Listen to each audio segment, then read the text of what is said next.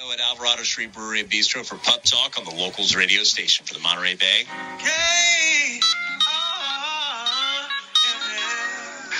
freaking out, man.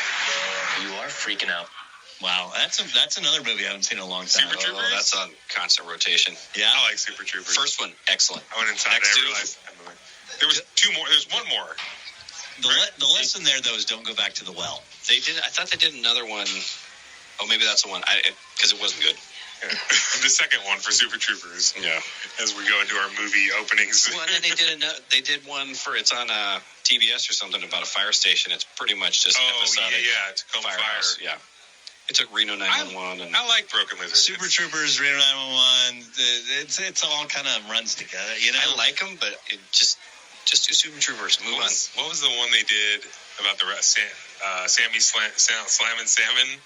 Yeah, and the one that was a take on the horror movie at the that like lake or something. Yeah, that was good too. I liked them all. They're all entertaining, just not on rotation. I am a big fan of stupid comedies, whether it doesn't matter. Like the dumber, like I'm. What's your guilty pleasure for that other people would be like, what?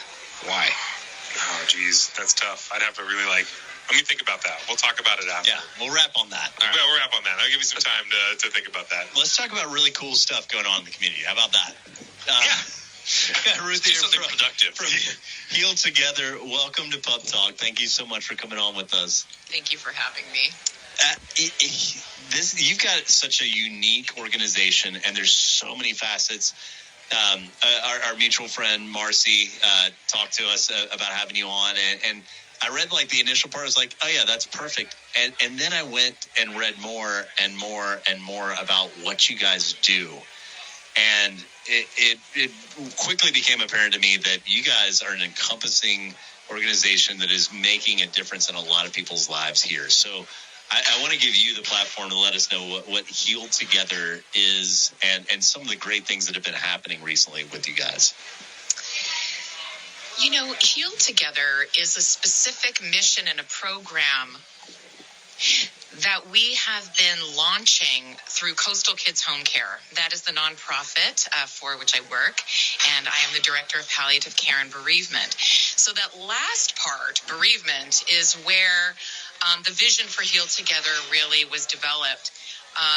Over the last 2 years, we have seen such an increase in people calling us, asking for bereavement counseling, obviously related to COVID, but there have been a lot of deaths that were influenced by COVID that were not COVID related, and many of these have some trauma involved, some isolation. As we were getting these calls, I was definitely feeling some helplessness. There's a shortage of therapists in our community, and even a greater shortage of therapists who feel comfortable and specialize in bereavement. So Hospice Giving Foundation was really the visionary for this program, and they decided about mid last year to really put some funding behind this and to ask an agency, if we gave you a lot of funding, could you figure out how to get a lot of bereavement out into the community?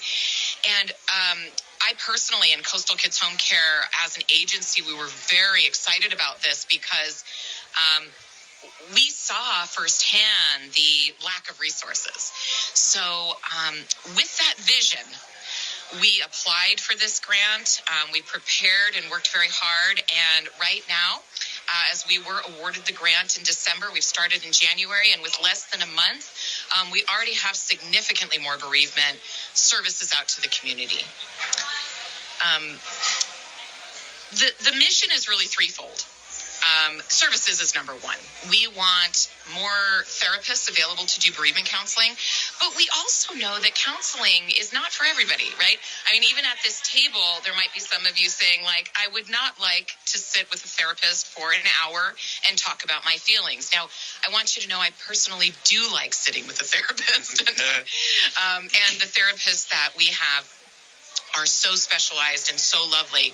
However, there's a bit of a stigma sometimes, and also just generally people don't always connect with that. So the Heal Together movement is really more about having access to a variety of kinds of support, including counseling, but not limited to that. So An example would be our array of expressive therapists. I actually heard your last guest talking about yoga, movement, and energy movement. This is a wonderful way to help ourselves move through grief. And if you even think just more intuitively, we have a music therapist, we have art therapists, there are people who specialize in treating children who are grieving, people who specialize in traumatic kinds of losses like suicide and other losses that can be really isolating. They don't always allow you to get everything you need from the community. So we're very hopeful that as people begin to know about the Heal Together phone number, 831-320-0947, that you will call it and talk to us about what you're needing. And I really feel strongly we'll be able to match you with somebody. I did put a link in the Facebook comments. And I'm preaching to the choir when I say this. I'm baffled that people take mental wellness and therapists like with this like shameful eye on it. We don't look at anyone any different of like, hey, I went to the dentist, got my teeth cleaned. Yeah. Got my car tuned up. You're like, oh, dude, you got your car tuned up? Got a baby or you? It's the same thing. The space between your ears is pretty important. And this past 2 years have shown us that the space between our ears needs more care. And we have some friends that are in the therapy field, and they're like, the wave of people that we're seeing is mind-blowing. And it just baffles me that this stigma still is there when it shouldn't be. It's a health need like anything else. And how you touched on it too. And I mean, let's be honest, like the pandemic has sucked. Like we can be blunt about it.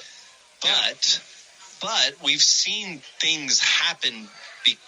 We've seen things grow or be birthed out of the hardship that can be viewed as positive. And I think one of those, and we've seen this happen, and I do feel like it might have actually started a little bit before the pandemic, but we've seen it really come to fruition, like you alluded to, where the stigma there is starting to be shed. And we're seeing, I hate this part about America, but it seems like people don't listen until it's on social media or a famous person, celebrity says something about it. But as stupid as that is, it is what it is. And again, that's another thing of like, that might be dumb, but some good stuff can come out of it because maybe if someone hears that someone that they adore or really love their music or performance, whatever, is saying like, hey, mental health is important. You shouldn't have any shame. You should seek it out. If you're dealing with these emotions, reach out.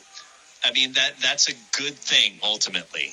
And what a great time for you guys to get this grant and to be able to give some of these services. And you mentioned it too.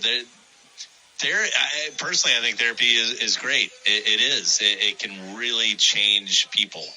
But different people, heck, the same people at different times in their lives, sometimes therapy is a home run, sometimes it's a strikeout. And that's why you guys deal with other facets. Like, hey, we want to give you these tools. We want to give you these resources. We want to give you this support to help you deal with it.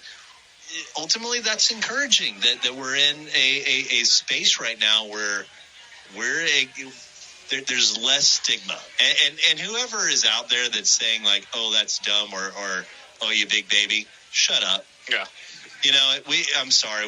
And I don't think we have too many Neanderthals listening to KRML, honestly. So, like, those are the ones that probably need the biggest, the most help. Are masking it in other ways. Yeah, exactly. So I love the fact though that like we're getting into a space where people are being more open. But that's one thing for people to be open. It's worthless if there's not someone to meet them there in the middle. And I love that you guys are approaching it the way that you are. Well, you really bring up the great point about stigma, and I find that can be very cultural and or cultural through religion or things like that there can be a stigma. And so one of our major foci with the Heal Together movement is to reach some of these populations that do have a greater stigma. We at Coastal Kids have always done our best to hire people who grew up in this community, who speak Spanish, who are, speak several languages. And with this program, we're really going to try to remove some of the barriers, stigma being one of them, from these communities in our South County, where we think people have really been underserved for a long time. And the funding that we have been given really is going to be the motivation for a lot of groups to work with this population to say, how do we take away this barrier?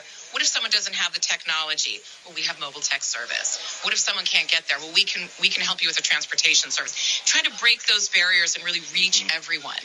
But also to part of it's starting really early with people. That's a huge thing. Letting you know, from kids all the way up.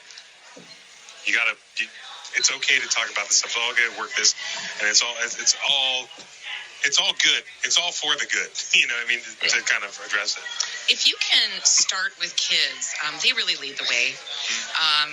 Especially in multicultural households, or where it is this big stigma against mental health care, or not against it, but where it kind of looked maybe you're not quite, it's not whatever, culturally what fits, essentially. Kids are always the gateway for that. I really agree. They're more open to things that are expressive. Yeah. And many of the therapists we work with through Coastal Kids do specialize in pediatrics, which is a specialization in addition to bereavement.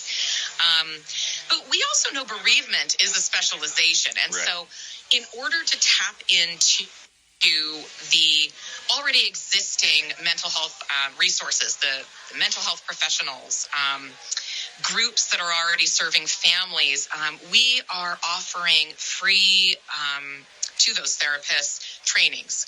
If you would like to know more how to serve people who are grieving, and that is the barrier to you taking clients, we will give that to you. And we have 2 trainings already set up for April. If you are a therapist or a group that serves families, children, adults, elderly, and you are looking for additional training, please contact us at the Heal Together number, 831-320-0947, and we will talk to you about how to get signed up for that. I love that you guys are meeting the patients where they're at and the therapists. You guys are really, you're trying to, hey, we're going to facilitate and help in every way we can. And bereavement it's a difficult thing. I mean, it's funny. We could really dive in. You've said a few things that if we had a whole nother pub talk, I'd love to dive in as far as different ideas about therapy, be it gender or culturally or whatever. Again, another pub talk. I know, I kind of stumbled over trying to explain that a little bit. It's a real, it's a dinger. It's an in-depth thing that there are a lot of facets to, and you have to be sensitive to all of them. But I do want to get back to especially in a timely fashion as well as what you're doing. We are in this age of a pandemic, and we've seen people lose their lives from the virus itself. And we've also seen people lose family members or friends, either because of the virus or not, and not be able to grieve them in the traditional sense. It's not okay right now to get together and do what we. I mean, and I honestly think that a lot of cultures have it right, where it's we're going to get together and we're going to celebrate. Mm-hmm. We're going to celebrate these people's lives. Right now, it's not the best. So what do you do? And I love that you guys are addressing that, because you guys are coming up with ways that, hey, I know you want to get together and you want to give toasts and you want to have a meal and you want to tell stories. You want to do all these things. That's not good right now, but here are some things that you guys can do. And have people been kind of asking those questions and looking to you guys for some advice and some direction on that? Yes, they have. And you really bring up that great point that a funeral or a memorial or a celebration of life is for the living, right? Yeah. And so, we as the people who are still here, we haven't had our own chance to kind of figure out how to live without that person. We are getting a lot of calls like that. We have a lot of creative ways to memorialize people. It's true that a lot of them don't include gathering, but some of them do. And so I'm so pleased that you sort of brought that up as something that is possible through the Heal Together programs, because it's really necessary, for our own way to feel better. Mm-hmm. It is. It sounds insensitive, but the person who passed isn't there. They're not there to say thank you. And I'm glad you guys are here today. And, hey, I'm glad No, this is for these are rituals that we have developed over centuries to cope and understand, or to at least be able to move forward. And the fact that we've kind of had that stripped away from us, amongst many other things, this pandemic, can be really difficult. And I can see it being particularly difficult in either for people or in cultures that is a very big thing. That this is, you need to do these things. These are the appropriate things to do for things to be right.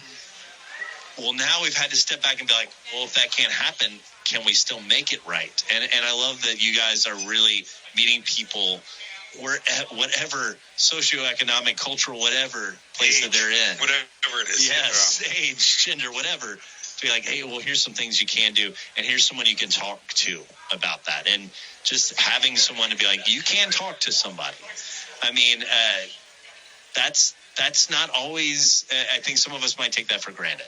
And it's true. And I think that you, as you're talking, it reminds me of one of my best reasons why, my favorite reasons why I like serving people who are grieving is because it's the thing that connects us most, right?